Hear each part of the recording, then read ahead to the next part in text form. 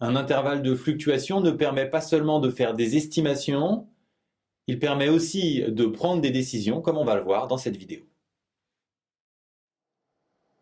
Un vendeur est déprimé, il a un taux de vente de seulement 27%. Un de ses collègues lui donne une astuce, répétez autant que possible, mais oui, bien entendu. Ce jour-là, sur 54 clients, il fait 19 ventes. Est-ce qu'on peut dire que la méthode mais oui, bien entendu est efficace? Ce type d'exercice où il faut prendre une décision se font en deux temps. Dans un premier temps, on calcule comme d'habitude notre intervalle de fluctuation à 95%. Dans un deuxième temps, on calcule la fréquence de notre échantillon, ici les résultats du jour, et on regarde si cette fréquence est à l'intérieur de l'intervalle de fluctuation. Si oui, ça veut dire que le résultat est normal, et sinon, on considère qu'il s'est passé quelque chose de significativement anormal.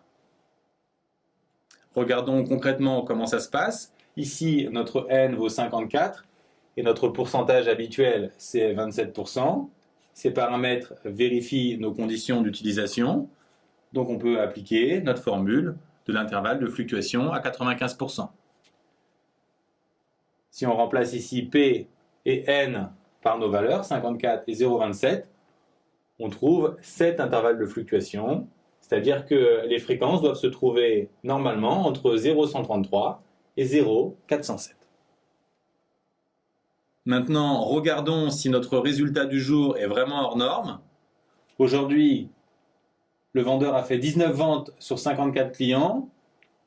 Donc, la fréquence de vente du jour, c'est 0,35.